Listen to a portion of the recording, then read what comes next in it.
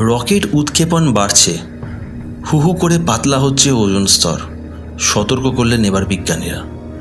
কী ক্ষতি হতে পারে? হিসাব বলছে গোটা 2019 সালে বিশ্বজুড়ে মোট 97টি রকেট উৎক্ষেপণ করা হয়েছিল। এটা 2019 সালের তথ্য। আর 2024 সালে সেই সংখ্যাটা গিয়েছে প্রায় 258। মানে 97 থেকে 258 গিয়ে ঠেকেছে। আগামী দিনে এই যে সংখ্যাটা, সেটা কতটা বাড়বে সে তো এক গভীর উদ্বেগের ব্যাপার। পৃথিবী থেকে মহাকাশে পাঠানো হচ্ছে গুচ্ছ গুচ্ছ কৃত্রিম উপগ্রহ। বছরের পর বছর হচ্ছে মহাকাশ অভিযান, পাল্লা দিয়ে বেড়েছে রকেট উৎক্ষেপণের সংখ্যাও। মানে একতরফা বলা যেতে পারে এক কম্পিটিশান হয়ে রয়েছে এখনকার দিনে। তবে এতে কি একদিক থেকে যেমন বিজ্ঞানের উন্নতিটা হচ্ছে, এটা মানতে হবে, উন্নতি কিন্তু হচ্ছে, কিন্তু তেমনই ক্ষতির আশঙ্কাও কিন্তু একেবারে উড়িয়ে দেওয়া যাচ্ছে না। সম্প্রতি ঘন ঘন রকেট উৎক্ষেপণ নিয়ে যে গভীর উদ্বেগ বিজ্ঞানীরা যার কারণে প্রকাশ করছেন, কারণ বিশ্বজুড়ে ঘন ঘন রকেট উৎক্ষেপণের জেরে ক্ষতিগ্রস্ত হচ্ছে স্পেশালি ওজোন স্তরটা। পরিবেশের জন্য যেটা অপরিহার্য, এই স্তরের পুনরুদ্ধারের প্রক্রিয়াও ক্রমশ মন্থর হচ্ছে। বিজ্ঞানীরা বলছেন যে রকেট উৎক্ষেপণের সময় দূষক পদার্থগুলো বায়ুমণ্ডলের উপরের স্তরে নির্গত হয়। রকেট থেকে নির্গত গ্যাসীয় ক্লোরিন ওজোন বা অণুগুলিকে ধ্বংস করে, ফলে সামগ্রিকভাবে ওজোন স্তরে ব্যাপক ক্ষতি হয়।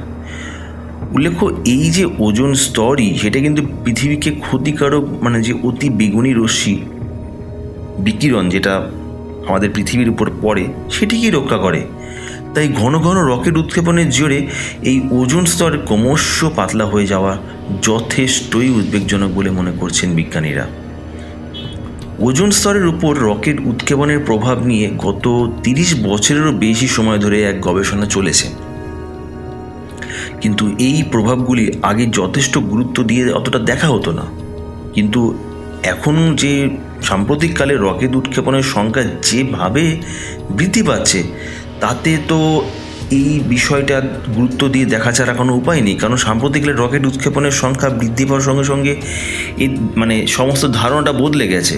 হিসাব বলছে 2019 সালে যেখানে 97টা রকেট উৎক্ষেপণ করা হয়েছে, সেখানে 2024 সালে সংখ্যাটা প্রায় 258, আর 2025 সাল তো এখনও চলছে। আর আগামী দিনে এই সংখ্যা আরও বাড়বে এবং কম্পিটিশন হয়ে যাবে একতরফা বলতে গেলে, ফলে পাল্লা দিয়ে বাড়বে উদ্বেগও। রকেট থেকে সরাসরি বায়ুমণ্ডলে যে নির্গত দূষকগুলি, কলকারখানা, গাড়ি ইত্যাদি থেকে নির্গত দূষকের থেকেও 100 গুণ বেশি তথ্য যা বলছে। কলকারখানা থেকে যে সমস্ত নির্গত দূষিত পদার্থগুলো, দূষক বায়ুমণ্ডলে মেশে এবং গাড়ি থেকে যা বেরোয়, তার থেকেও নাকি 100 গুণ বেশি। এই যে কলকারখানা, গাড়ি থেকে যে দূষিত গ্যাস বায়ুমণ্ডলে মেশে, তার থেকে 100 গুণ বেশি সময় ধরে বায়ুমণ্ডলে থাকতে পারে রকেটের থেকে নির্গত যে দূষিত পদার্থ। কারণ বায়ুমণ্ডলে কিন্তু ওই যে স্তরটা, যে স্তরে রকেট উৎক্ষেপণ হয়, সেই স্তরে কিন্তু কোনো রকম মেঘ থাকে না। এমনিতেই বেশিরভাগ উৎক্ষেপণ হয় উত্তর গোলার্ধে, কিন্তু বায়ু প্রবাহের জেরে সারা বিশ্বে এই দূষণকারী পদার্থগুলো ছড়িয়ে যায়। সাম্প্রতিক ক্যান্টারবারি বিশ্ববিদ্যালয়ে একদল গবেষক 2030 সালের মধ্যে ওজোন স্তরের উপর কী কী দীর্ঘমেয়াদী প্রভাব পড়তে চলেছে তা দেখিয়েছেন। আর এর মধ্যে বেশিরভাগ ক্ষতিই হবে রকেট উৎক্ষেপণের জেরে। যদিও এই বছর 2040টি রকেট উৎক্ষেপণ করা হয়, তাহলে সেই হিসেব বিশ্বজুড়ে ওজোন স্তরে প্রায় 0.30% পাতলা হয়ে যাবে। 2019 থেকে 2024 সালে যেভাবে রকেট উৎক্ষেপণের সংখ্যা বেড়েছে, এবং 2030 সালে যদি আরও রকেট প্রায় 2000-এর উপর 2040টি রকেট যদি উৎক্ষেপণ করা হয়, তাহলে ফ্যাক্ট এটাই বলছে যে বিশ্বজুড়ে ওজোন স্তর 0.3% পাতলা হয়ে যাবে।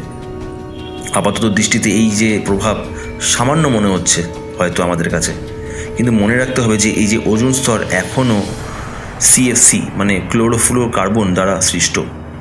অতীতের দীর্ঘস্থায়ী প্রভাব সামলে ওঠেনি। 1989 সালে মন্ট্রিয়ল প্রোটোকল সিএফসি নিষিদ্ধ ঘোষণা করা হয়। তা সত্ত্বেও আজও বিশ্বে ওজোন স্তরের গড় ঘনত্ব আগের চেয়ে প্রায় 2% কম। 2066 সালের আগে ওজোন স্তরের সম্পূর্ণরূপে আগের পর্যায়ে ফিরে যাওয়ার কোনো সম্ভাবনা দেখছে না বিজ্ঞানীরা। আর সেই কারণেই ঘন ঘন রকেট উৎক্ষেপণ আরও বেশি করে ভাবিয়ে তুলছে পরিবেশবিদদের কাছে। তবে এরই মাঝে আশার আলো দেখছেন কেউ কেউ। জুরিখের পরিবেশে জলবায়ুবিদ স্যান্ড্রো ভ্যান্টনির কথায় এই মুহূর্তে সমস্যাটি যথেষ্ট গুরুত্ব দেখা হচ্ছে না, তবে চাইলে দূরদর্শী এবং সুসংবদ্ধ পদক্ষেপের মাধ্যমে ওজোন স্তরকে বাঁচানো অসম্ভব কিছু নয়, বাঁচানো যেতেই পারে। তো বন্ধুরা, এই ছিল বায়ুমণ্ডল এবং মহাকাশ বিষয়ে একটি গুরুত্বপূর্ণ খবর। আশা করি ভিডিওটি আপনাদের সকলের খুব ভালো লেগেছে। ভালো লাগলে অবশ্যই আপনাদের মতামত জানাবেন এবং লাইক সাবস্ক্রাইব করে আমাদের পাশে থাকবেন। ধন্যবাদ বন্ধুরা, এতক্ষণ ভিডিওটি দেখার জন্য। দেখা হচ্ছে আবার পরবর্তী অন্য কোনো ইন্টারেস্টিং ভিডিও নিয়ে। টাটা।